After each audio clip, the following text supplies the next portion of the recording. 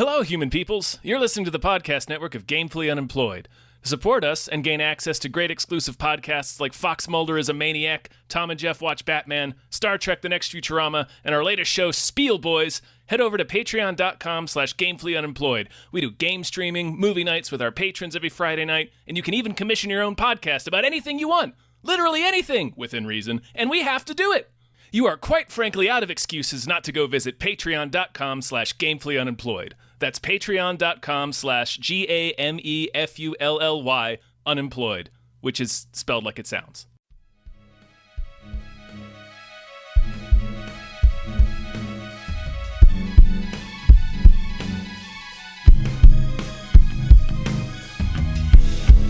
Hypecast mit Tom Reimann und David Bell.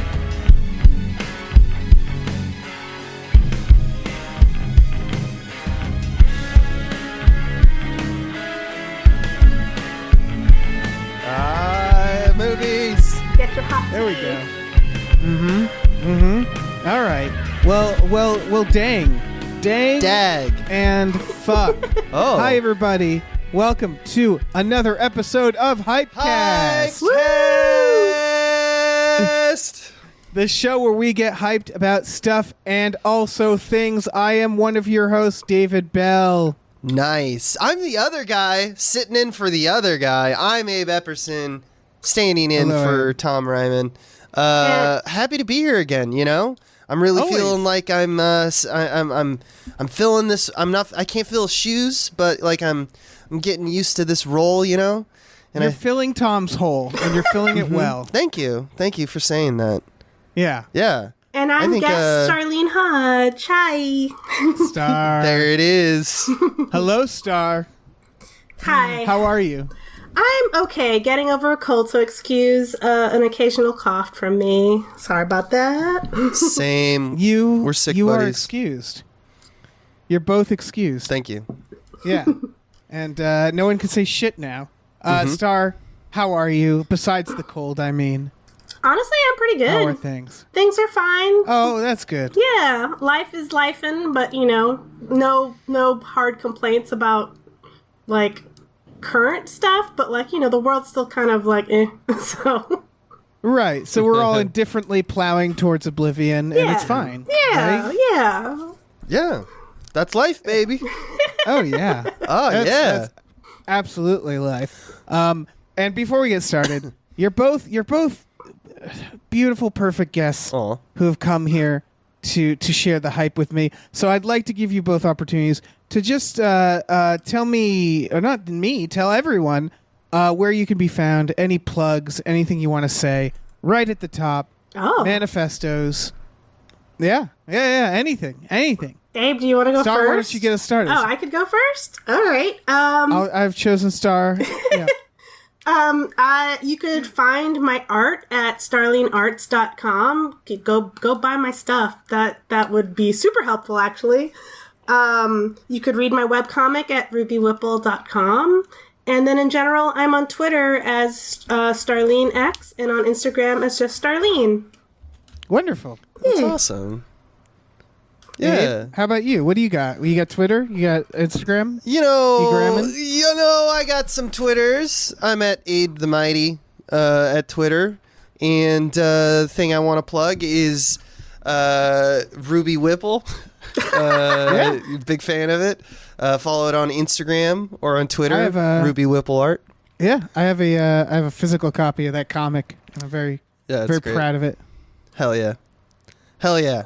I always Let's get hesitate hype. to promote it nowadays because it's been on a long hiatus. Because hey, drawing takes a lot of time, and the comic doesn't necessarily make money. It's more of a hobby at this point.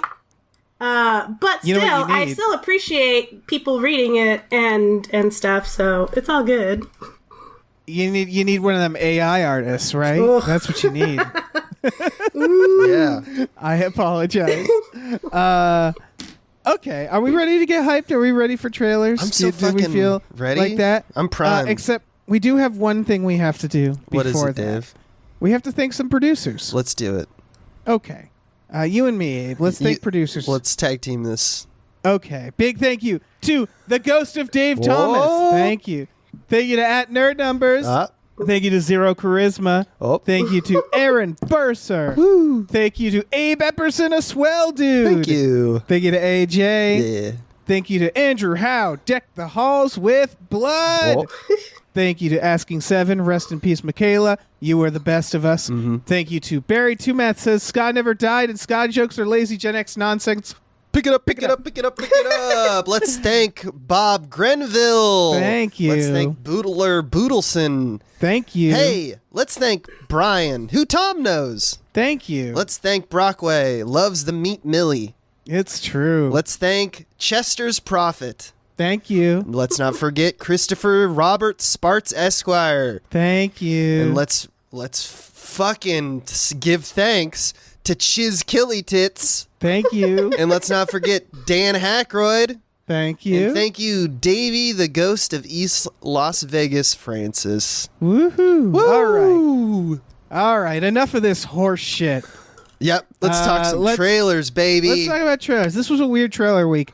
We had some sudden ones dropping at the last second. One of those being Air. This is the reunion of Ben Affleck and Matt Damon in a story about how Nike heroically gave us Michael Jordan and no one else. No one else. So God bless Nike. Yeah. I don't actually know this story. And I don't know much about sports. Yep. So that's my way of saying, what do you guys think of this trailer? Yeah, I mean it's fine. It's fine. I'm sure it'll be fun. It's the business side, so it's not a really well told story. But like the basics of it is, Michael Jordan was a rookie, and Nike had the forethought to be like, we're gonna invest everything into you. And this is like Nike when they were a tiny company, and then they obviously became huge because Jordan became the biggest name in basketball and like in the world. So like Nike became synonymous with Jordan. It's funny to me that a lot of these trailers and we get a lot of this kind of stuff with like there was the HBO show Winning Time and stuff like that. A lot of sports stuff, but also just like corporate like involved like cultural touchstones. Like there's a point at the end of this trailer where he's like, you got a name for it? And he goes, right. Air Jordan. And it's like said with so much reverence. And it's just so funny to me that we have these kind of like, oh no, that was just people trying to make money, but now we're just like, yes, that's America, baby. Yeah, you got a name for it? A Beanie Baby. I compared it to like Mad Men, which I'm a fan. I like that show, but I got into it because of like, I want to see how people used to make advertising and graphic design because that's how they hooked me. And I got definitely the same energy from this trailer of just like, we're going to watch the Mad Men work and it's going to be hard and they're going to be going, like, I want to see them design it. I have zero interest in like the struggles of the company. I just want to see them make the design for the sneaker and the advertising. I don't know. You guys, you bring up something because Mad Men, I would argue, does have all that, but it also is very clearly knows what it is, which is it's about how advertising kind of fucked up America. Right. And I guess what's interesting, and I don't know if this is a new trend, it certainly isn't new in the last decade, but there's something interesting about, you make a movie and you want it to be about an underdog. And it's funny when the underdog is a corporation. Like I think of like Ford versus Ferrari was kind of like, I didn't see that movie because I was like, why would I want to see a movie about two like rich people? Exactly. Being mad at each other. But then you think of like The Social Network, which is, again, The Social Network is about how Mark Zuckerberg is a villain. But then there's like the Steve Jobs ones that are like, look how great this billionaire is. Right. And like we do these movies that are like, go corporations. Look at this ad campaign. And this one very specifically makes it feel like they're doing stuff where they're like, you're taking a chance on this kid. You're making it work. And it's like, I don't know. I'm pretty sure Michael Jordan is the reason that Air Jordans Yeah. are Right. big, and they touch on that a little, but it's like it feels like a story from like the wrong perspective, you know? It's very weird Yeah, to see. it's also Yeah. You go, Star. Okay, I was gonna say it's very weird to see like I don't know, like these two white dudes who are like, we found Jordan, we made him a name, and then you don't ever see Jordan in the trailer at all. You see his parents, which props Viola Davis. Like I'm sure she's gonna kill it, but like, Oh yeah. I was like, this is weird. Jordan's not here, and I guess they're trying. I don't know. It was weird. I don't know. They could I be do need. I saving want it- to correct you real quick. You don't just see two white dudes. You see two of the whitest dudes. Yeah. That's all. Like 3 of the whitest dudes, really. Right. Yeah. The whitest. Yeah. It's more on that like the corporation aspect of it. It's just like I always find it's very strange that we do this thing in movies where we reference like something like, and that baby's name was William Shakespeare or something like that, where it's like this whole like, oh, my mind's blown because of the like, I know that person and that's great. It just feels so weird to do it for Nike. Yeah. They're not. It's the reverence. It's the towards reverence product. toward it that really, it's like assumed that you're like, you love Nike. And it feels like, hello, fellow kids. It's like, we all love Subway. Let's all agree that, Apple is the greatest thing in the world. And then it's like, okay. And then you make the Steve Jobs thing. And you're like, actually, Right. he did all those things and he was a great entrepreneur, but he's also like kind of a piece of shit. And they like kind of just sweep that under the rug a little bit. right. It's this idea. I think tech got away with it because the internet is actually a new invention that you could put on par with something like the printing press, right? Right. Where it's like the internet. Maybe ultimately it won't be, but it feels like we're witnessing history when it comes to pioneers of the internet, which doesn't make the pioneers special. I would argue if Steve Jobs didn't invent the iPhone, and he didn't literally invent it, but you know what I mean. Yeah. Someone else would have, right? Yeah. But they get away with that reverence because it feels historic. Yeah. Whereas a sneaker is like, okay, now little you're bit. pushing it. Yeah. I want to see the Subway version where the guy is like, I call it the foot long sub. Yeah. Yeah, because that's what they're doing. That's literally like the reverence they're making this fucking shoe. Right. And Air Jordans out are a to big have. deal, but it's like saying like, it's like The Founder. Did you watch The Founder? Where like we're gonna, No. yeah, it's like the kind of same deal where it's like they call it the Big Mac, and stuff like that. And it's like, Right. oh, okay. Yeah, that's true. I remember that aspect of McDonald's. I've been to a McDonald's. Yeah. I- that's as much as you get from me. I think I would. There's this like slow creep, I would argue, that movies and corporate culture like mix. Because I would argue like, we've started rooting for like brands. Like Yes. movies are brands, right? Like just Star Wars is a brand. You go on Disney Plus and Star Wars is a section instead of a genre. And so like this kind of like mixes into it. I would say that most people probably won't care or fall for it. Like Right. this isn't like a kids today thing. It's more of like, why do these companies think they're so fucking special? right. Because I don't think people are falling for it, I don't think wish- so, but people will enjoy it. I wish this movie was less a movie and actually a true documentary. Like I don't want to see Ben Affleck and Matt Damon. I want to see the actual ad dudes, and I want to see like the original you know what I mean? Like I'd rather watch like a half an hour Yeah. show on the creation of the shoe, and maybe you actually get a little interview with Michael Jordan in there. And like give me the real people. I'm curious about them and that, and just give me a short little story, and that'd be good, like a little Vice story or something. I don't know. Yeah, no, Yeah. I agree. 100%. This is the sort of story that works well with documentaries, like quick ones, where it's just like, oh, that's a neat little story, but they have to make it really dramatic. So it's like I don't need to know about these guys like personal lives. Yeah, exactly. Like that doesn't matter. I hope they do make them kind of villains, though. Or at least they portray them as like, They might. you're Machiavellian or like not really great people. Because I'm a little tired of like the propaganda stuff. Like that's I think where we're Right. getting toward is that if it's propaganda, kind of fuck yourself. But if it's not, and it's more of like, oh, this is just the reality of we read some books on the topic and this is what came out, then I'd be like, okay, then that's a movie.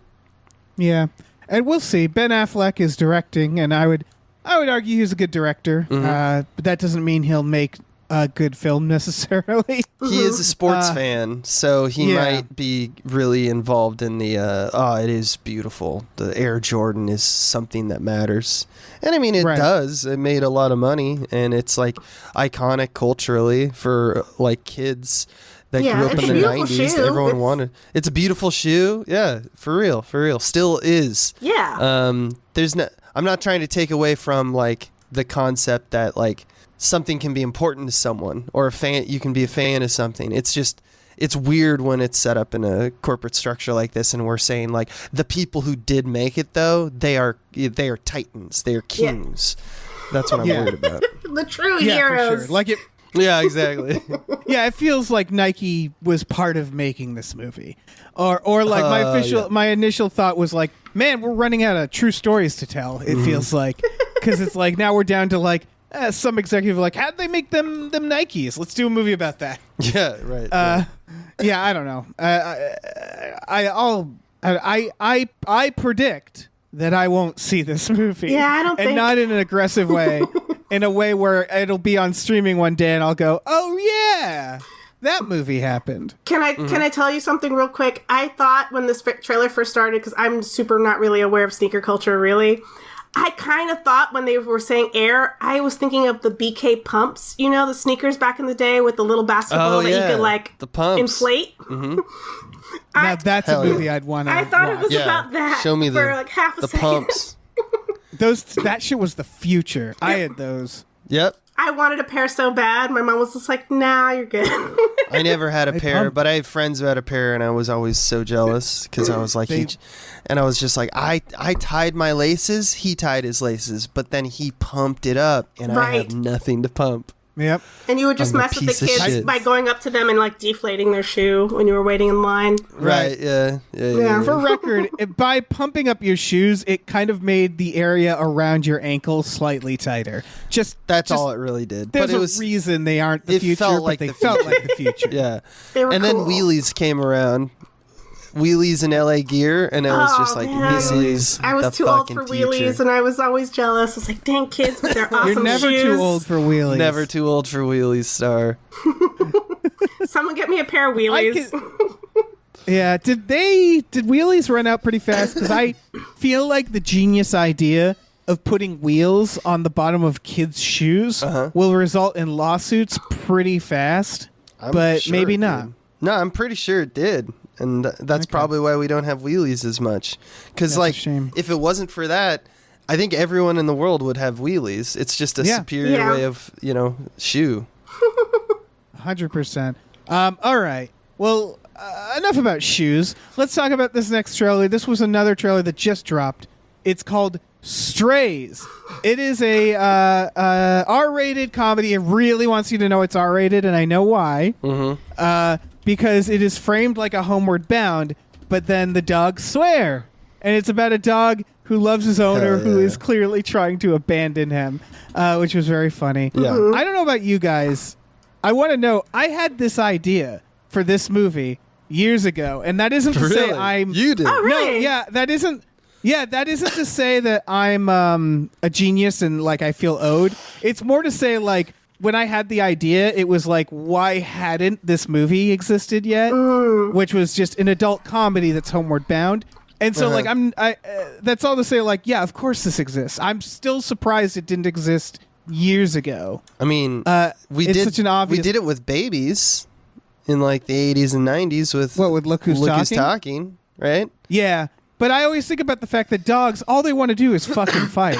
Yeah. So it's like, yeah, just make a movie with a bunch of fucking dogs who are perverted freaks. And they're doing it. What did you guys think of this? I said I would watch this movie if it delivers on the premise of Doug getting his dick bit off. I'm like, oh, I kind of want to see that happen. I don't know why, but I want to see if they'll actually do Will it. Forte getting his dick bit. Yeah. To be clear, I thought of the general idea of this. This movie has I think, a really fun main premise, which is the dog finally realizes that his owner wants to abandon him and becomes a stray, and then decides to take revenge by tracking down his owner and biting his dick off. Because, quote, like, that's the only thing he loves. Yeah. The dog knows he loves his dick. Yeah. Which is weird. Yeah, this is fine. I'm not as up on it as you guys, but like I'm not the target audience. People see this and it's funny enough that the people that want it will probably like it. I thought the dick biting is pretty unhinged for a talking dog movie. I mean, maybe that's the charm of it. I think that's what hooked me. Keanu was also pretty unhinged. If you guys saw Keanu, I need to see Keanu. I haven't really seen bad. Keanu. I want to see it. it's there's something about the juxtaposition of like, like the innocence of cats and dogs and babies, and then let's make it like let's put them around a movie that is completely unhinged in this way. Honestly, that felt weird to me. The thing that you liked, like just the like in the trailer, and maybe it's just because it's in the trailer and it was trying to quickly earn my favor, but the sad beat where he's like, Will Ferrell learns that, wait, I'm a stray, and Will Forte hates me. That's like all the wacky tone goes out the window in that moment, and I'm like, well, this is just gonna be a movie that picks up emotions as easy as it does jokes, and it's like that's fine. I want to tell you guys who's behind this film because it might put it into better perspective. The director I don't know much about. They did Barb and Star Go to Vista Del Mar, which I've heard is good. I love that movie. Oh my god! The writer, what's that? Barb and Star Go to Vista Del Mar is so good. It's so good. So that's the director. The writer is the creator of American Vandal, if you recall that show, which was the first season. The joke of that was a delight. They did a bunch of college humor sketches. They're a sketch person. Yeah. An internet sketch person, which to me says this is going to be fucking weird. And I think this might be one of those movies that everybody's going to be like, you know what was like a really funny movie that passed everybody by? Strays. Like, I think it's actually going to be a funny sneaky movie. Funny. Yeah, I mean, they have them doing multiple... They get drunk at one point. They get high on mushrooms at another point. They practice fucking garden gnomes and stuff like that. Like, it's real, real raw. Right. But I get the feeling that the trailer is like having that thing that a lot of trailers have where the comedy is weird. So weird that it's hard to like make an ad for it. You know what I mean? Right. Yeah. It feels like they picked their most generic jokes. And because, especially now that you said like he directed Barb and Star, because that movie is fucking weird. It's so weird. It's really funny, but like... It really is. It's not... I don't know how to describe it. So like you saying that makes me definitely want to see Strays more, because I'm hoping for more of that oddity. Yeah, it's got real zag when you're supposed to zig kind of energy. Yeah, exactly. So I don't know. I mean, maybe I'm hyping it up too much, but I am curious about this one. I am. I definitely want to check this out because I don't know. I like the idea, and this seems like a good execution of that idea. So we'll see. I'd rent it on an Amazon Prime. I'd try it out for $3. Yeah, fuck it. Well, here's another trailer. Guy Ritchie's The Covenant, not to be confused with just The Covenant, which was that movie about witches, male witches, right? With what was that? Dean Devlin made it.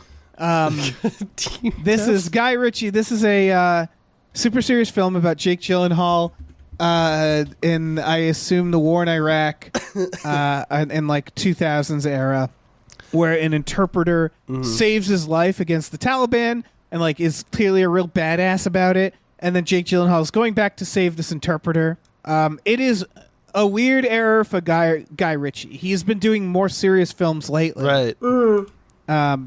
And any of you guys see The Wrath of Man? Wrath of Man, his last one? No. Yeah, I did, and it's fine. It was... I agree. It felt like anybody could have directed it. That's the thing, is I think that Guy Ritchie actually... Like, the special sauce with Guy Ritchie, like, and I make this argument about like Edgar Wright a little bit too, is that like you need Edgar Wright and Simon Pegg to be together. That's the special sauce. And Guy Ritchie needed Matthew Vaughn. That's what made Guy Ritchie like a Guy Ritchie movie when we all think of it. That like Snatch and Lock, Stock and stuff like that.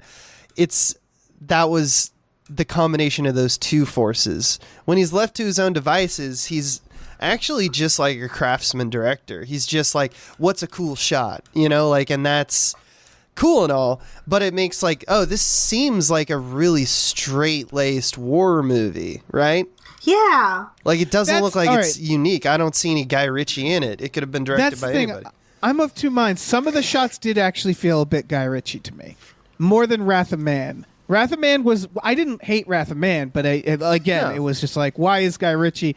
Part of me is also like, and this is the same with Edgar Wright, where I'm like, they've done enough stuff. They've done it, yeah. That I enjoyed. Mm-hmm. They can just make movies. I would also argue that Matthew Vaughn didn't do like Rock and Roller. He didn't do Revolver, which I would say are also still good Guy Ritchie. Mm-hmm. But like, it does feel like lately he's just sort of like, I'm just making a paycheck. Yeah, here. I'm thinking of like Robin Hood and stuff. King Arthur. Or King Arthur. Is that the one? Yeah, he did King Arthur. He did Man from U.N.C.L.E., which I think was actually he cared about. Man from U.N.C.L.E. That was a fun movie. Aladdin. He did Aladdin, which was well directed. The Sherlock Holmeses. So it's like he's gotten money. I'm sort of on the fence where I'm like, I don't know, man. I'm gonna see this because I still see Guy Ritchie films because, like you said at the top of this, he is a craftsman. You know, he's very competent. Star, what did you think of this? I'm not big on war movies, even though like I'm a big fan of Jake Gyllenhaal because he's usually like he's a very good actor and he's beautiful to look at. But outside of that, I prefer Jake Gyllenhaal when he gets really weird. Yeah, like creepy. The creepy, weird Jake Gyllenhaal is like, okay, like Nightcrawler. Yes. Oh my god, he was so creepy in that. But war movies, I'm just kind of like, all right, like I know he can do them. Like he does action really well, so I'm just kind of like, I don't know. I didn't feel interested really. Right. Yeah, I think Jake Gyllenhaal tends to have more. He's more into weird movies. Like I kind of wonder if he was on set like.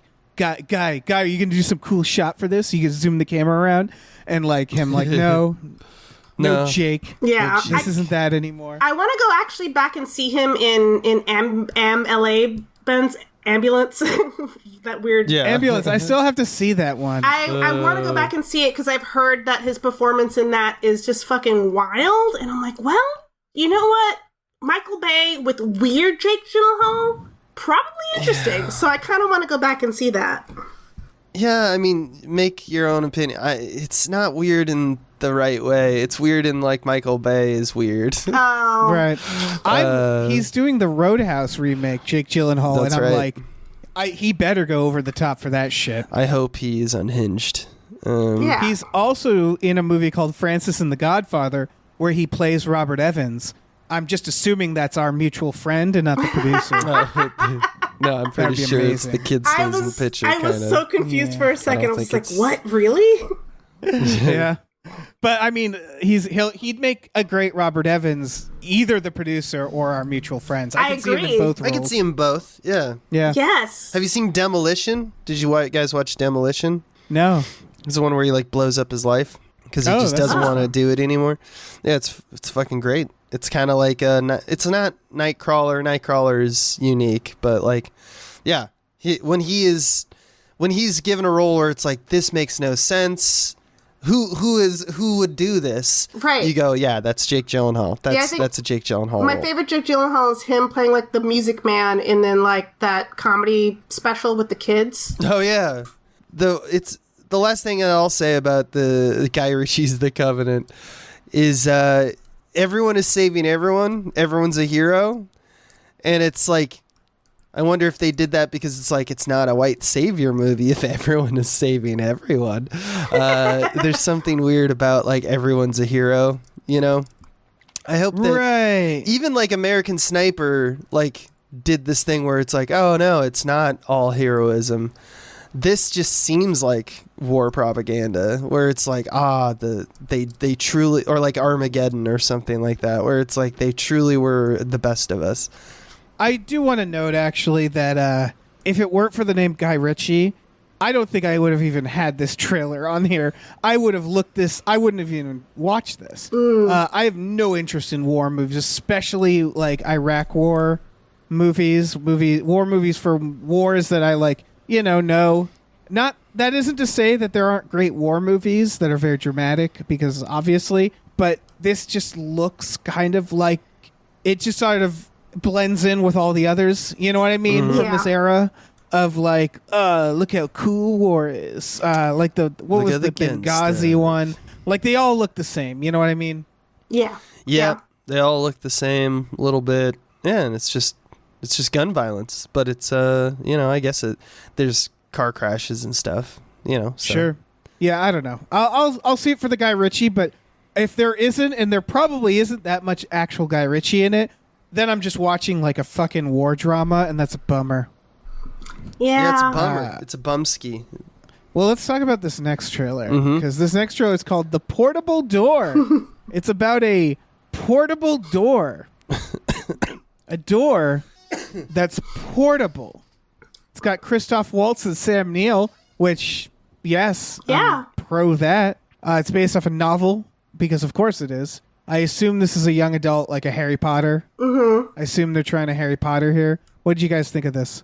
I said that I thought it looked a lot of fun, and I was excited to see like more magic-y stuff, but with like grown-ups involved, like not about like little kids. And I was like, oh, this is a good trailer for the book series, because now I want to read the books, not necessarily watch the movies. Right. Yeah, this is a movie, right? Yeah. Not a series, not it feels a TV. movie energy. Have you guys seen the Adjustment Bureau?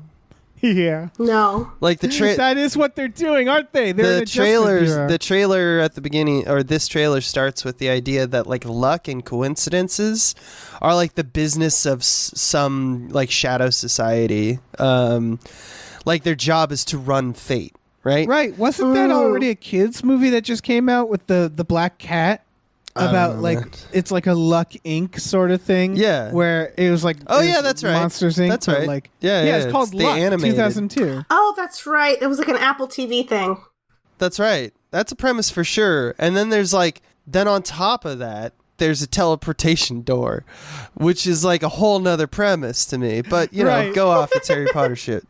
No, I no. It is like if Harry Potter was like, this is a school for wizards, and also we clone dinosaurs. Yeah, exactly. It's like And it's like through magic? all right. No, through genetic science. It's like, oh. Okay, cool. Huh. You're right, because it is. I don't know what the portable door has to do with the first offer. I agree. Right. And the Adjustment Bureau also, surprisingly, or not surprisingly, depending on how you think of things, is redundant or,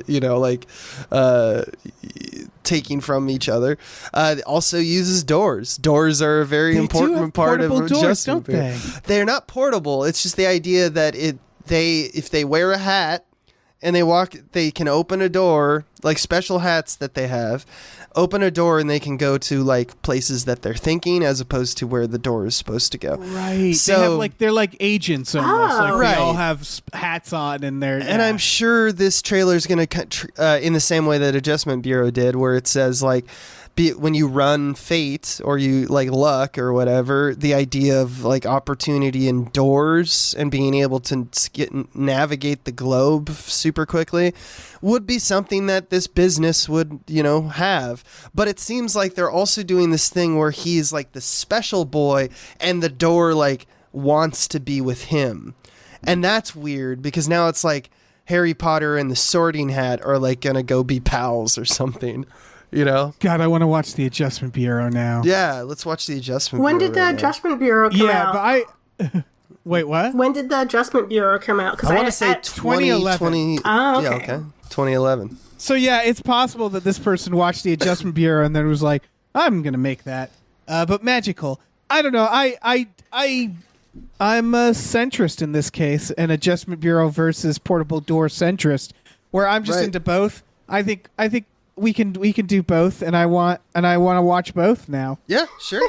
Portable Door though is like, I did come out of this trailer being like, I am unclear about what I was supposed to like be tracking, but I'm into it. But Sam Neill, Christoph Waltz, magic and shit. Yeah. Fuck it. Evil Christoph Waltz? I don't know. Maybe. I don't know.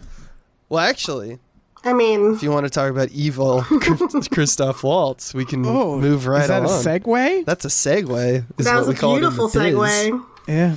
Mm-hmm. The Consultant. I love that this is just a business has Christoph Waltz come in, and he's a real Christoph Waltz type. He's just a real fucking creep. This is a TV show. This is a TV show? Yeah. Yeah, it's a TV show. Yeah. Wow. It should be a movie. It's based off a novel. There's no way they're going to be able to get more than like a season out of this. This is, the fact that this is a TV show bums me out, because then is it just like a mystery box where they're like, what is his deal? That's the only question that we have, right? Yeah, and then like I assume he'll become the boss, because the worst, the other version of this, which I would argue, it's not the worst version, but it's the version that also I can see myself fading out, is they do a House of Cards situation, which is like, you know how like He House gets of more and Cards, it more was like, powerful. ooh, he wants to be in power, then he gets to be vice president, then he's president, and it's like, okay, and why am I still watching this? Right. We just see him like in an evil way advance. But like we also have a main protagonist who's like dealing with like, oh, I got to be your assistant or something like that, and I have to deal with like the monstrosity that is Christoph Waltz. Yeah. Who might murder Wow. you? Like He might what? He might murder them. Like that's the premise. Is like your boss is like a killer. It's like the potentially. devil. Like this could be the devil's advocate Right. in adaptation. Which is great. That would be great. And here's the thing, is that as soon as I heard that this is a TV show and not a movie, now TV has to do something that movies don't, which is they have to live with the bed that they make. So they can't just allow him, like Christoph Waltz, to go whole hog.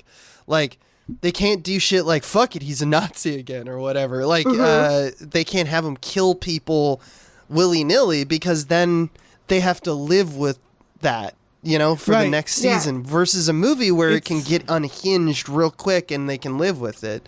So this is unfortunate. Yeah, it's a situation. So, like, it's pushing aside the concept of a mystery box, because that is its own problem. You look at something like Game of Thrones or Lord of the Rings, where it's like, here's an expansive world full of tons of possibilities, right? You can make a TV show of that. Because even when someone slaughters a village, there's still more story to tell, right? Right. As opposed to a show that's like, here's Westworld, a show that takes place in a single amusement park where the robots can't leave. And then you're like, okay, well, so every season they're just not going to leave, or like nothing's going to really happen. Like they have to blow it up. They have to blow it up, or they have to just keep making it like Lost, where it's like, and they're still not on the island. They're still not off the island, and so on. Where it's like they either have to just make it really repetitive, or it has to like go in some wild direction that you don't expect, which doesn't mean it can't. Right. But it always starts with what you're saying, where they're like, here's our limitations. This is the plot. It's a consultant and an employee relationship with a boss, and the boss seems like he might be a murderer. And it's like, well, then he'll either never actually be a murderer, or by season 3, this employee is like helping him murdering people or something. That's where I think they're going to go. Yeah. It feels like he's going to indoctrinate people and get away with shit because of that, or something like that, because he's also shown as like charismatic. Like, it gives me Training Day vibes, but instead of a cop, it's a CEO, Yeah. Right. Which I guess I bring up because it works, because we fear those people in current society moods, like what if they were particularly unhinged, cops and CEOs, which is fine. I get why this exists. I get why it exists, yeah. Yeah, I kept thinking that it's just weird that it's a TV show. Oh, sorry. What's that? I kept thinking that because I thought it was a movie as well, and then when it revealed itself to be a show, it was just like, oh, the premise suddenly became not believable to me. Mm-hmm. And I know it's a trailer, so I'm like, well, maybe in the show they'll explain why, like, all of these employees don't just quit and start their own company when their consultant comes in and, like, treats everybody like shit. You know what I mean? Like, that's what kept throwing me off. Like, I know people stay in shitty jobs for a long time when, like, the pay is really good and everything's really, like going well. But it feels like if someone comes in and everybody goes and everything starts going to shit, people will leave. Like, they're all smart and they'll start their own things, you know? Yeah, that's what it is that, like, it just feels like a premise that would blow up fast. And if it doesn't, then you're just going to be frustrated watching it. Because then you're like, listen, your problem is you work for this company. Like, just go work for another company after a certain amount of time. Especially when we see this with Twitter. Yeah. Like, we've seen this with Twitter. Like, a guy came in, bought it, it's turning into shit, and he kept threatening, like, if you don't do what I say, you're going to have to leave. And then people were like, all right, bye. Like, yeah, people fucking bounce. That's like clearly what this is kind of aping to. Right. Is it's Elon Musk's and such. Yeah, has anybody noted the name of the fictional company in this? What is it? Because I need to shout it out. It's called Compware. And I was like, oh, just take a minute to think of another name. It's computer. It's a computer company. Compware, like computer and software.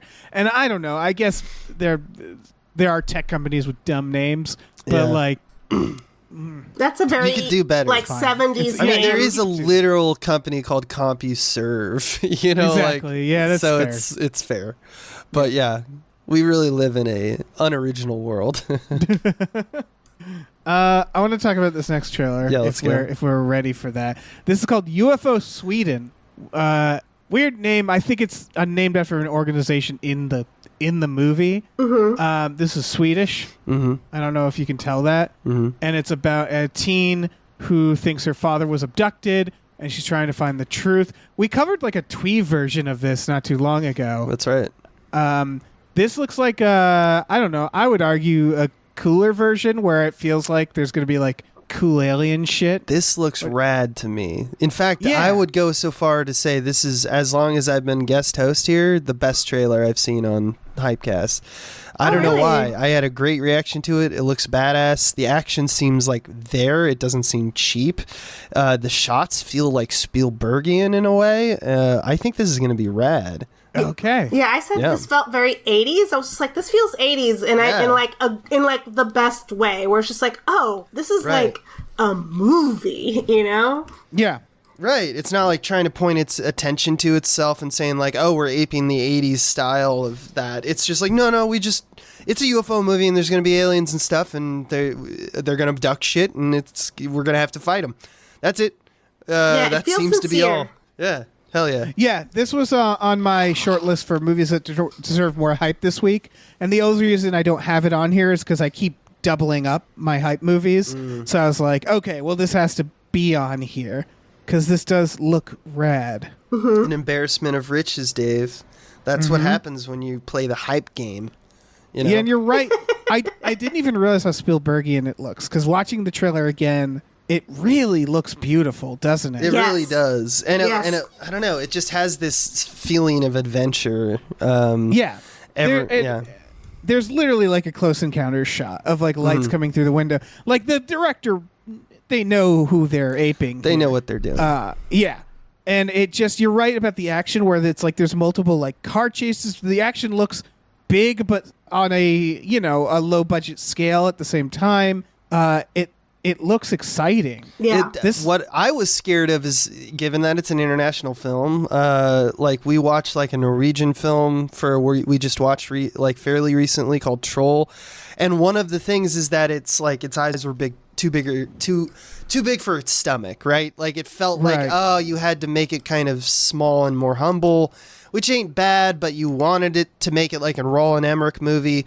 And this actually feels like a Spielberg movie that, as far as we know, the shots and like the events that are happening, cars flipping around and like things being levitated, like an alien ship is like, you know, tractor beaming it and stuff. That it all looks really good. It looks like a bigger budget Hollywood movie. So the hesitance that I usually have about action movies that are international, because the budget isn't there and it feels a little cheap, a cheaper version of an American film. I am not getting the vibe on this yet. Yeah, because I would say it doesn't need to deal with like a big CGI troll. So Yeah, like exactly. it doesn't have to. I get what you're saying. I'm trying to look up where we can fucking watch it. It's. I think it got released in Sweden.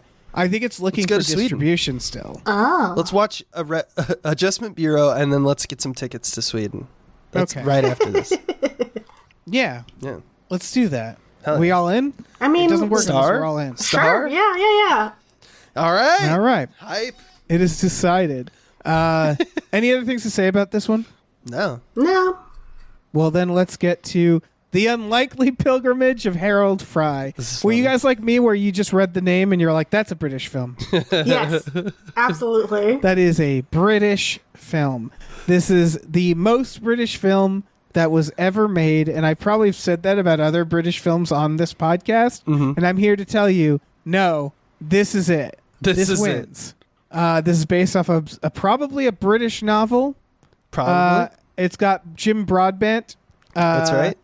Who is very British, and it's about an extremely British man who has to walk across England. Yeah, like Yep. Which Going is all the not way that north. big. Not that big. So like say to visit a friend who has cancer, I think, and then it becomes like a Forrest Gump situation where everybody's into him. Yeah, not that big, not that impressive. I like agree with you 500 guys. miles or something like Yeah. that, I think they say. Not that impressive. I mean, he's an old man. He's a very old Yeah, man. So and it's he not went out like without Forrest Gump supplies, running. apparently. Yeah, he's not running there. Yeah. He's got a walking I'm- stick. Yes, usually when an old man wanders outside without anything, it ends in not a Horribly. yeah, not a very inspirational way. But yeah, British as fuck, right? Yeah. British as fuck, Absolutely. indeed. I agree with everything you're saying there. The only thing I can think of is that it kind of gave away everything. It's one of those... The trailer is. kind of bothered me because it knows, like, we don't have a lot going on. It's an emotional ride. You'll be there, which I think they did a good job of. But it's like the only question I have after watching the trailer is, like, when he gets there... Because he's gonna get there to the, you know, his Yeah, in the trailer cancer they're like patient. saying like you're almost there. And Like it's at one well, point they're fucking- like here's the thing is that he has a wife who the whole time is like negative, right? Did you like, recognize her, by the way? Yeah, I forget the actress's name though, but she's really well known. She's Sean's mom from Shaun of the Dead. Oh yeah, Sean's mom. Oh. She the whole time is like, you just come home. Why are you doing this? This is stupid. And he's like, I gotta do it. I've never done anything in my life, and this is the first time if something feels important, and so I just need you to be okay with it. And she's like, I don't know if I'm okay with it. So you have this whole like clear indication of like, here's your dramatic beat for Act 1 and Act 2. In the trailer, they have a phone call with them both where she is like, I'm completely done a 180. You got to finish it. You only got 18 more miles. Go do it and be the best version of yourself. And I'm like, well, okay, so you just gave me so that's not the reason the movie is. Wait, is that the reason the movie's good? Is- because like now you told me everything. I right? think I have a theory on that. Is it because like you don't Is know? that these types of Oh, sorry. go on. I was gonna say you don't know if like the friend is alive or not. I thought that was the thing. Like he had to get there before the That's the friend thing. died. yeah, That's the I only think that's in question there. I think we have is like, is the person he's walking to save alive or not when he gets there? But if you've seen like Walter Mitty or like Yes Man or any of these movies that kind of do this vibe, my guess is like the movie's gonna fall on the point of that's not the point. The point is the journey, right? Yeah. That was my theory, which is that people don't not watch a porno because they know how it'll end. Yeah. And I would argue every porno kind of ends the same way. But the point being that it's about the emotional porn of this, which is to watch a feel good film where they Right. know that they're like They know that. they're telling you in the trailer he's gonna make it, We don't get us wrong. He's going to make it. That's the point of this movie. We're not going to make this sad. This is a feel-good film. We want you to feel good to the point that in the trailer we're going to be like, don't worry, he'll be okay. Yeah. Probably. I mean, they might kill him off. It'd be amazing if they hit him with a truck or something. That'd be great.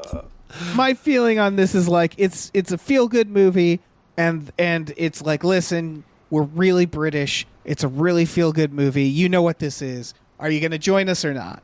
Yeah, I give props to the trailer editing because I did tear up. That's why I feel like what's that? I give props to the trailer editing because I did tear up a little bit. That was just like, oh wow, like you got me. I feel for this old man. Yeah, see? Yeah. Because he's just so tragic looking. He's so sad. He's so sad. He's so beautifully sad, and the music is kicking. I know what you mean. The editing and just the vibe it's sending it's like it's the same thing like Walter Mitty when they have the swirling strings and the brum brum of the orchestra. You're like, right. I can't help. It's not my fault. I have a heart, okay? Right. I know you're being manipulative, but I still feel, Yeah, they know that this formula, they can do this and that, and it'll make people cry. Right. Exactly. I feel like somewhere there was a lab where they put people in the lab and put sounds in their ears to see if they could make them cry and studied it. It feels that precise. That's right. And we're so good at recreating it now. But you know what? Sometimes you just need a good cry. Harold Cry. Fine. Harold Cry is the name of the movie. The Pilgrimage of Harold Cry. Let us talk about this next film. Let us talk about Is this a film or is this a series? Jump. I think it's a show. Yeah, White Men Can't Jump. I don't know. Is it a series? Now I'm questioning everything. It was on Hulu. That doesn't mean... It is a remake. It's a film remake. It's a film remake. Okay, that's what I thought. Yeah. Yeah. I see Star's Note, and I'm kind of on the same wavelength. Yeah, I was like, why? I don't know why they remade this. Why did they do this? Why? Yeah. I think this is... I think this is... White Man Can't Jump, the original, which I saw. I think everybody saw. Yeah. That's our age, right? Right? I don't know if it was... I feel like it got lost to time a little bit, to be honest. I get that feeling of why are they remaking this? But I don't know. Nobody talks about that movie, Oh, man. It's classic. So it's a classic, but in a way, it's one where I feel like, I don't know, maybe that's remake worthy. It obviously it's...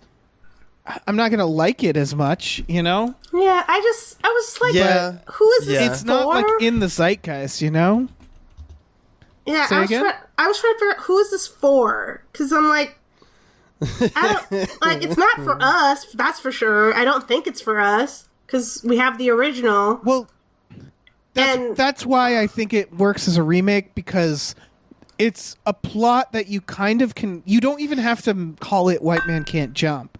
You can do this plot over and over again, right? Where it's two friends trying to win a tournament. That's a lot of sports movies.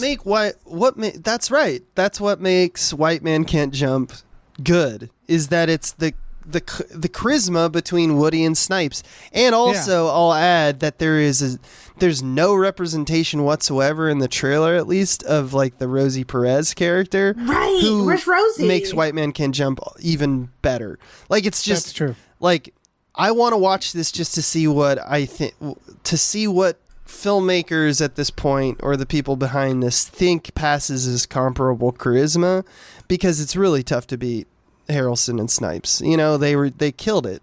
Yeah, you're 100% right, where it's it's sort of like remaking any big buddy cop movie, remaking Lethal Weapon, which they did. They made a Lethal Weapon TV show, and it's I hate to break it to you, but the actual plot itself is not groundbreaking. It's the relationship. It was the way in which they interacted with each other that made us feel they're like buddies, and they're also enemies a little bit. They hate each other and love each other. That's fun. Right. So yeah, I don't know. Well, from the little trailer, the chemistry wasn't there, I would say, if that's the point. Yeah. Exactly. That's what I'm worried about. Yeah, they were trying. That's the other thing that worries me. They're really trying. They were trying. Here's what I'll say. Lance Reddick is in this film, so I'm going to watch it. Well, sometimes you have a cash cow on your payroll. They got a Reddick. They got a Lance Reddick. So that, that's something. Yep. But I agree with everything that's been said here. I just think the plot itself isn't like, it's I get why you would remake this. Because I do think I think this is one of those movies. I think this happens with a lot of comedies that sort of just like of their time, and then we sort of forget about them. Mm-hmm. And this movie, everybody loves it, but I don't know. I've just never heard people like. No one's ever like, "Hey, let's go watch White Man Can't Jump." Like it's not a movie that people just casually watch or talk about. Yeah, but like doesn't mean it's not a great movie. I mean, no, I've never heard anyone say, "Let's watch Dog Day Afternoon" either. Yeah, no, that's fair. It's not the test. That's not what makes a good movie. Yeah. Any other thoughts on White Men Can't Jump? No, I'm good. Let's talk about Bruiser. Bruiser. This is just screaming art house indie.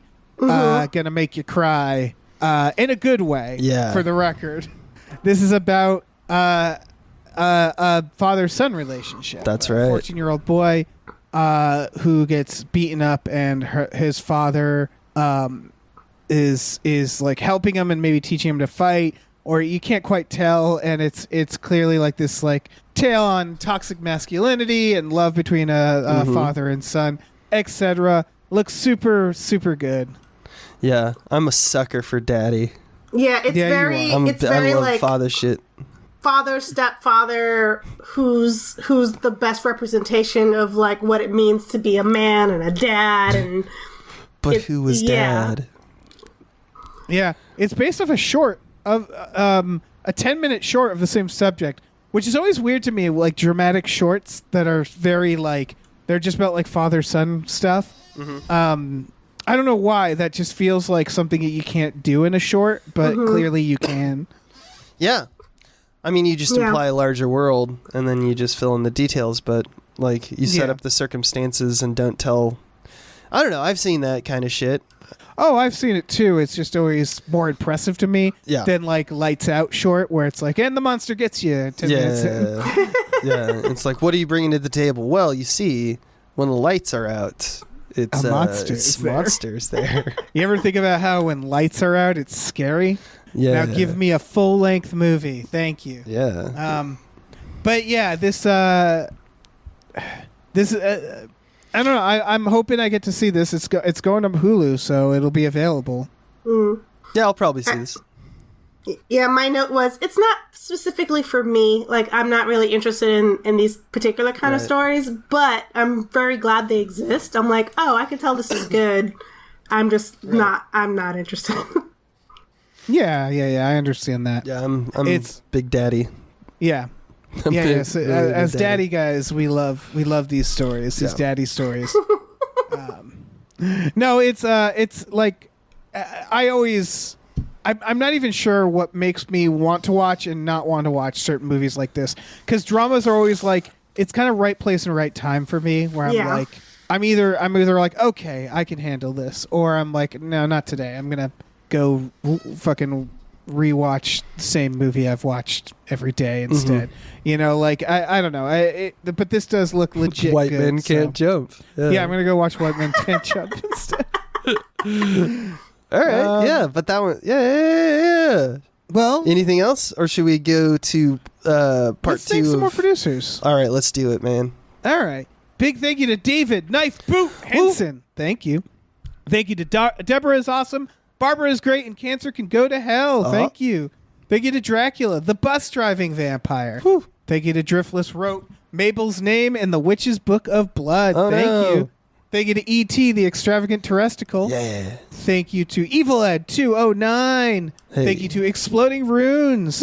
Thank you to Funky J. Mostly comes out at night. Mostly. Thank you to Glitterous, CFO of Michael Shannon's Chocolate Factory. Woo! Thank you to Heathcliff's Helpin' Handfuls. Thank you. Thank you to Ombre Says, Mabel, Step on Me. Thank you. Thank you to James Cameron's Prolapse Locomotive. Of course. Thank you. Look, Ma, I'm on a podcast. Thank you. Thank you to Mackenzie Fuck Shuffling with Willem Dafoe's confusingly large dick chill. Thank you. Thank you to Mercurial Oz. Thanks. Hey, let's thank Mike the Lurker. Thank you. Let's also thank No One Can Hear You Scream in Space McNulty. Thank you. Let's thank Norm from Cheers. Thank you. Okay. Mm-hmm. AMC. Yes. What they fucking pulling here? They are now going to change their seating system to charge you differently based on where you sit. It's lower if you sit in the first couple rows. If you sit in that prime central area, that is, of course, the area where all the sound is calibrated to. That's going to cost more. If you are an AMC Stubs member, it doesn't apply to you, obviously, but they've created a weird. I mean, I was a fan of pre-selecting seats personally. Yes. I like that because then you don't have to save a seat for like a friend who's late. Mm-hmm. Yeah. But this is getting a little fucking weird, right? I was like, this is just dumb. It's real dumb because people are just gonna move seats, right? Like, you're gonna buy, if you go to movies at like, noon in the middle of the week, if you're like a freelancer, you're just gonna buy a cheap seat and then go right to the middle because no one's showing up. That's right. Right. Are they gonna make the ushers enforce it? I doubt it.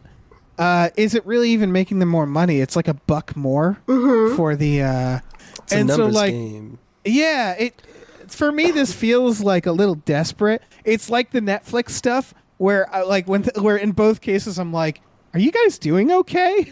Like, are you guys really struggling? They are. Yeah. And that's why I'm in between on all this, because I do agree with Star. And I can see how it's a clear, like, movie theaters aren't doing well, and let's gobble up some money. And there's like the greed angle. But on the other hand, movie theaters are dying, and I want them to not die. So I see the argument that you get. I also see the argument about, like, in terms of corporations, you give them an inch, and now all theaters will try shit like this, like, where there's different prices for different screenings based on how full the theater is or whatever. And I hate that part of capitalism, but I also see the argument that we literally do this tiered payment for like arena seats and sports games and concerts and stuff. So the only thing I might add is that, like, I guess that isn't a 1-to-1 with arenas and concert halls. Theaters aren't that big, and other than being extremely close or distant or too far to the right or left, there's not much of a difference in experience, and isn't that what we should be paying for? So it does seem like they're creating it out of nothing. Well, yeah, I feel for theaters and the fact that, like, I love movie theaters, and I hate watching indie theaters go away, and now this is all we have. Yeah. Is like non-indie theaters, and now even they are struggling to the point that, like, I looked up the CEO and his salary, which is too much. He's getting paid too much. Well, yeah.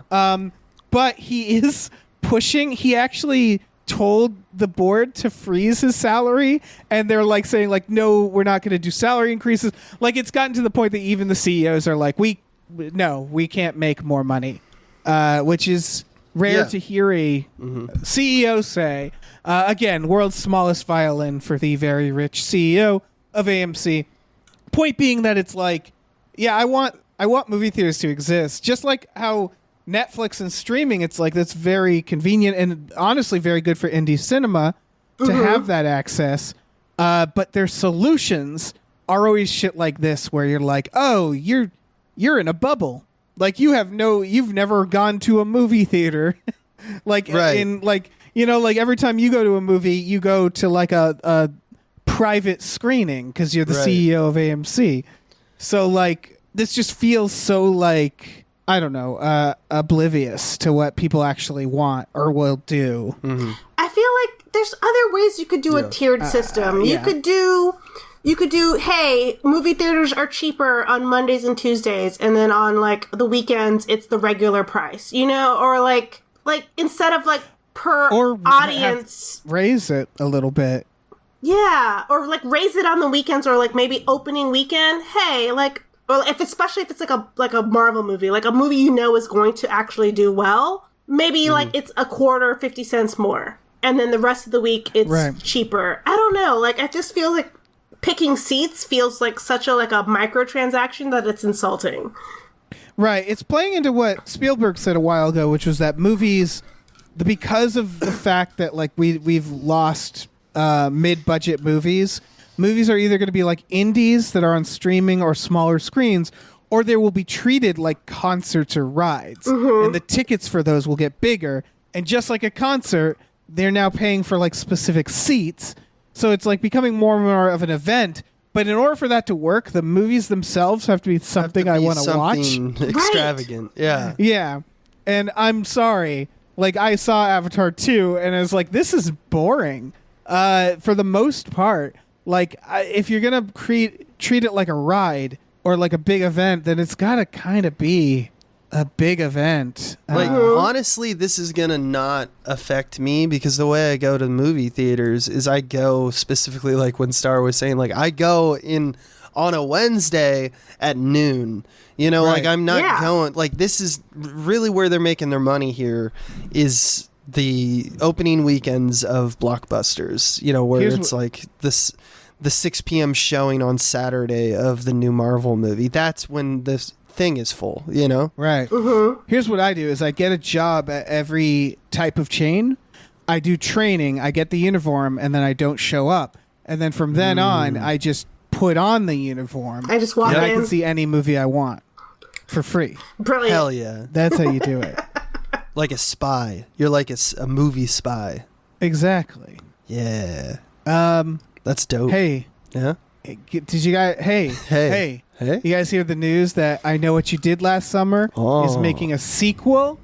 A third, I assume? Because there was I Still Know What You Did Last Summer, I was going to say, right? there is a sequel, right? What? I thought there was a third one. I think there's only two, right? There's only two, and then they're making a sequel. They're making a Jennifer third. Love Hewitt and Freddie Prinze Jr. are in negotiations currently. What do you guys think it'll be called? I'm trying to think of a joke and it's not coming. I Know I'm What sorry, You I Did didn't anticipate That Summer? I know. I was going to say, it's got to be like, I Know What You Did That Summer 30 years ago. 30 years ago. Like, is it still the guy? Is it still like the revenge for Are that? they gonna like, be- you hit one guy in your car and like, you're paying for it your and whole cut life? to, you know, you're 50 years old and now it's like... Do you think they'll switch the season? Maybe it's like I Know What You Did Last Winter? Ooh, that would be nice. That would change things. But if it's Jennifer Love Hewitt, then it's the same last summer that they know what she did in, right? It's always, you did this thing this one time and we'll keep remembering it, and that's the sequels. So this has to be, if it's a sequel, feels like it has to be, if it's in tune with the other sequel, still referencing the same crime. Yeah. Maybe she's planning a murder and it's like, I know what you're going to do next summer. Like, it's... Ooh. I like that. Ooh, yeah, I know they what have you'll become do murderers. next summer. Yeah. They're like, we got to kill a guy. We got to kill a guy with our car. So, yeah, man, I got to be honest with you. This is extremely something I do not care about. Same. You're not excited? No. You guys aren't excited? No. For the I Know What You Did Last Summer? I've barely seen the first two films. I'm going to be honest with you guys. They're extremely I was banking mid. on someone being excited about They're this. extremely mid. It's hilarious because they're they were just there because of the like Scream craze, and we're just like, oh yeah. I mean, there's some nostalgia for it because they were like the heartthrobs, right? They're the big hotties of the 90s. But I hard agree. As a fan of the first Scream, early and then this 2000s. came out like, us too. And I was just like, fucking sit down. Yeah, Sit down. I know what you did last summer. They're doing You're this, not, it's just a guy with a hook. they're Are you doing this fucking kidding me? because Scream, they redid Scream, right? So... Yeah, Yep, they're that's trying the to thing get a thing going. They're still just copying Scream. That's what's the real let's sadness make to more. me is that like nothing can die, nothing, and I don't know if this is me getting old, And was it always like this? I've heard arguments on both sides where it's like, no, it's way crazier now with that they're doing remakes. But we do know that remakes have been a thing forever. But it just feels like there's only like 20 intellectual properties anymore now. No, it just really feels like extremely that. agree. Yeah, and it's just like, can we not just remake King of the Hill again? Can we not do that? What I hate is White men can't the jump. lowering of the standards then, where when I talk about original movies that are bad, I still have to be like, well, at least they tried to make something original. That's the thing. Yeah. Yeah.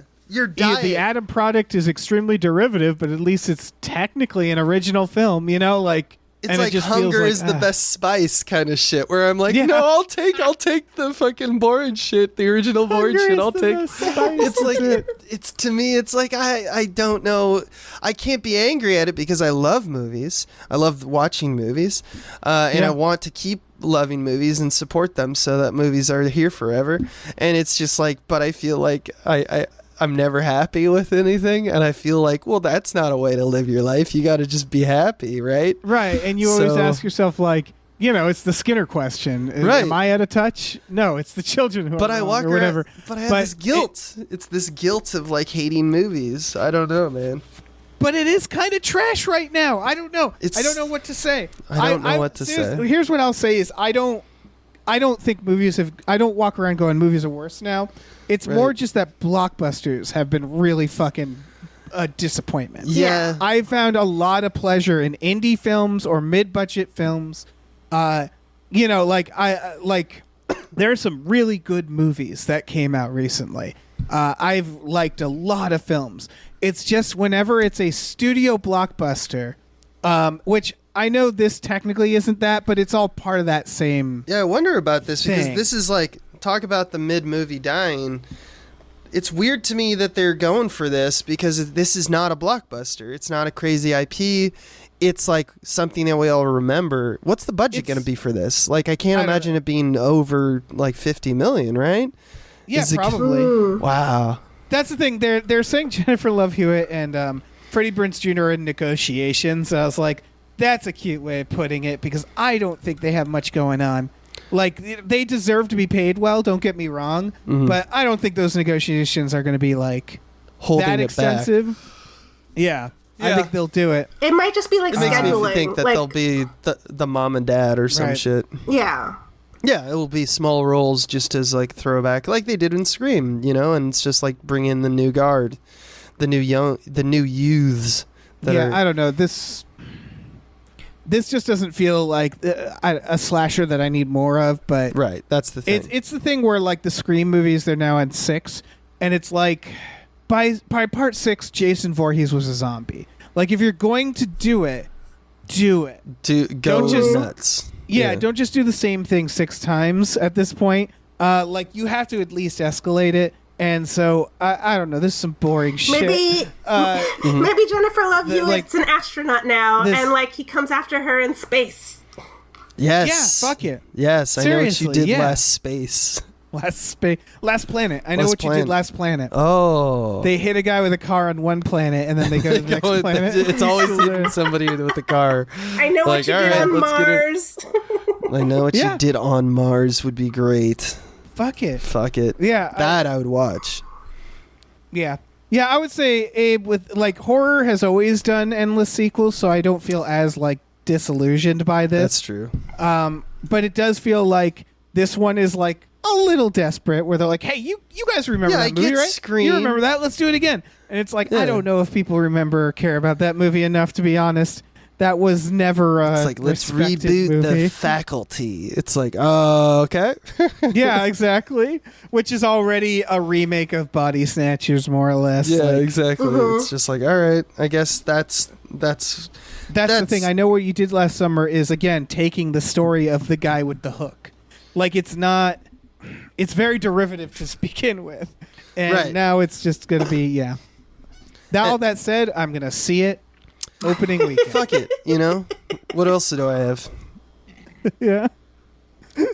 It's a shit sandwich, and I'm gonna slop it up. down. Slop Yeah. it down. Just like I'm about to slop down these producers. Well, you're doing it the same for movies. Yeah, we're gonna Exactly. save the movies. We're here to save the movies, and we're here to thank more producers. So, big thank you to Pete Forpagel. Thank you very much. Thank you to Numino, Ultramicroscopic Silico, Volcano Coniosis, Anti-Disestablishmentarianism Jones. Woo! Thank you to pre-order TikTok superstar Jason Pargin's new book, So He's Too Drunk for This Dystopia. Pre-orders are super important. Whew. Thank you to RevMD. Thank you to Ricky Cilantro. Nope. Thank you to Rosemary's Baby from Eraserhead. Thank you to Screaming Horses New Year's Baby. Thank you to Snapper Car Punches God in the Dick. Yep. Thank you to Steven.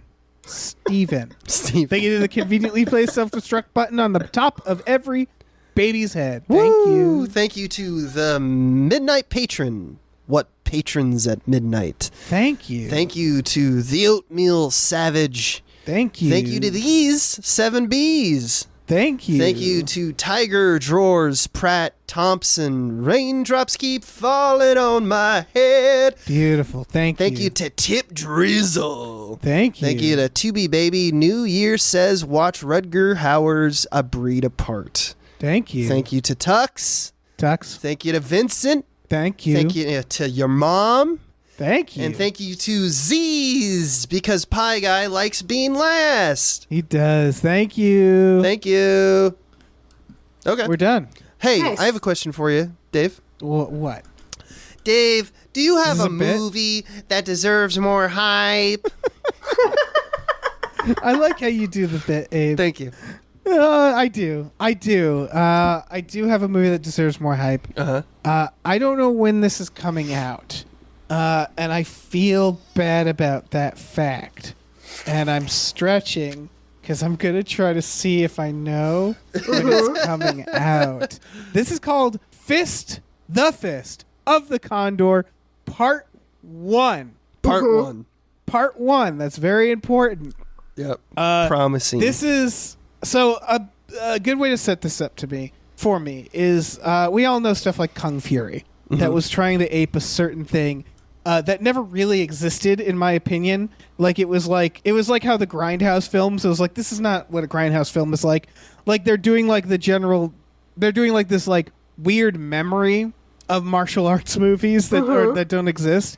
This is an actual throwback, I would argue, to older martial arts movies. First of all, it's made with real martial artists. Yes. That's a big part of it. Yeah, that's helpful. It's about a group of martial artists who are searching for a book that contains ancient secrets of how to, quote, overcome the limits of the human body. And they are all, I guess, fighting each other for this book. And you got to really watch the trailer, because the trailer just looks like real awesome bullshit martial arts. What did you Yes. guys think of this? I just wrote, yes, excellent. I want it now. Yeah. Yes. A big fan. It's like that. It's funny to me that as you read the premise, there's like a Chris Hemsworth TV show called Limitless right now that I'm pretty Right. sure is like the same exact premise. Like, Yeah, except this one's cooler. overcoming the limits of the human body. That's just so funny. They should have. So one detail that I didn't realize from watching the trailer, because you couldn't really follow exactly what's going on, nor do you need to, but I read in one of the things that you pointed out is that the main character plays twins. So there's two of these dudes hanging around. It's not just the one guy. I thought it was just the one guy who's like, our, protagonist who beats up everybody. There's two dudes, which is even better. It really is. Yeah. This is Spanish language, by the way. The director has directed a lot. He did a segment on ABCs of Death. But he was also the editor of The Green Inferno, which is just random. He's done some editing as well. And then the actual martial artists, I had never heard of these people. But they worked with fucking what's his name? God damn it. Hold on. I got this. You got it. Scott Adkins. Jesus Christ. Oh, Jesus Christ. Yeah, you're talking about like Of Marco Universal Zaror? Soldier. Yeah, The Reckoning. And so, like, they've been around the block. Yeah, and it's like, there's a whole industry of, like, kind of smaller budget action martial arts films. Yeah. And these guys look like they're fucking for real. Marco Zaror is the name of the actual Chilean martial artist that we're going to see here. He plays twins. Yeah. And he's a real beefcake. He really is. And he's been in John Wick. He was in Machete Kills. Like, he's been around. Mm-hmm. And this looks like a movie that knows exactly what it is, but it's still, like, kind of taking itself seriously because that's the point. Yeah. He does. Oh, go on. He does, like, my favorite classic martial arts move is, like, the main dude does a kick. But he keeps his leg in the air for, like, a way longer than he should, just to show, like, I can hold this. That, like, that just kisses all around. Like, that's such a great move, and I want to see everything in this movie. Yeah, the Neo. There's a part where they call him an animal, and then they show him running like an animal. On all fours. And I'm like, all right, here we go. And we're also taking it seriously. This is not a joke. Yeah, again, it's not that winky. And it's just like... And what makes something like this key is that also the martial artists look good. Like, they look like they're doing real fucking shit. And Yes. it's not going to be like special effects... Or there might be some wire work, but it's generally like it's just these dudes doing the actual thing and then being ridiculously dramatic about it. And they're overcoming the limits of the human body, Dave. Yeah. And it's called The Fist of the Condor. It Part really 1. should be called the Beefcakes. Yeah. Yeah, they are. There's The some real Beefcake beefcakes Twins. in this. It has, Yeah, like... the Beef Twins. The Beef Twins. It has, See, like, I should- folktale energy, too. Like, it's very, like... classic. Like, it feels like it's gonna be a relatively simple story. Like, we're looking for a book, we're seeking revenge, and we're gonna fight, you know? And it's all you need. That's all you need. And probably someone killed someone's parents, and they're like, now I finally get to meet the person who killed... Like, it's got real Shenmue vibes, too. Like, I'm sure there's going to be, like, some kind of plot that is like, this was always destined that we would meet here, of all places, in front of the Book of Ancient Secrets. God, it better, yeah. It better. I mean, and then I hope he gets on all fours and just, like, rips his opponent, like, rips his neck out like a dog.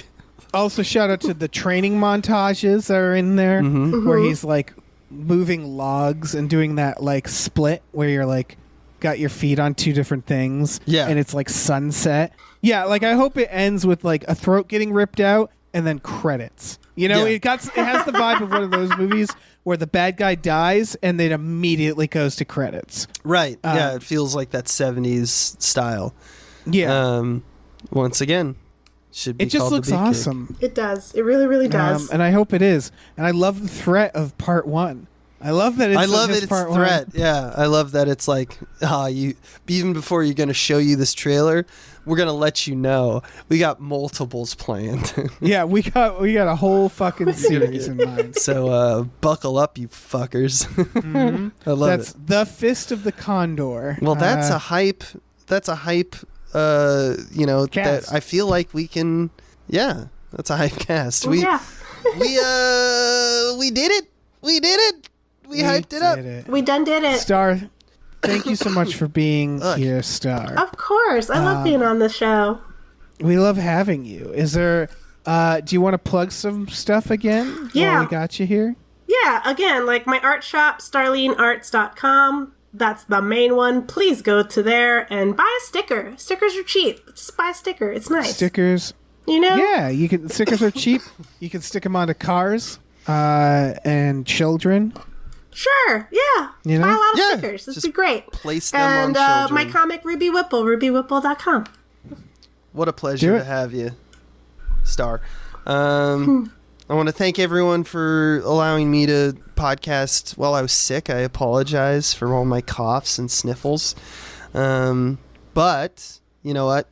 There's times you can hear me talk that I'm not all sniffly, and that's on patreon.com/smallbeans. So go check out that channel too. Yeah. And I'm on that talking about movies mostly.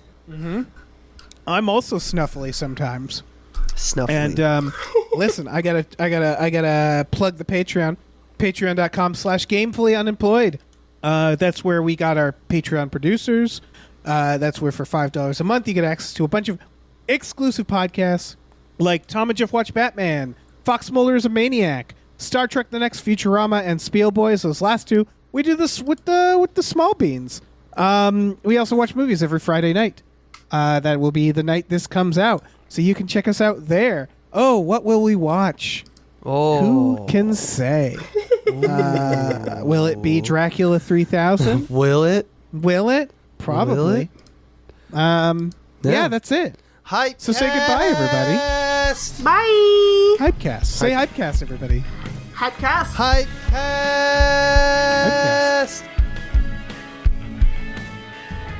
Our music is produced by Chris Corlew. You can follow him on Twitter at @thecorlew, CORLEW, and find more music at shipwreckedsailor.bandcamp.com.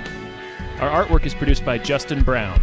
You can follow him on Twitter at @JustinTBrown, and find more of his artwork at artnessbyjustinbrown.com and justinbrown.info.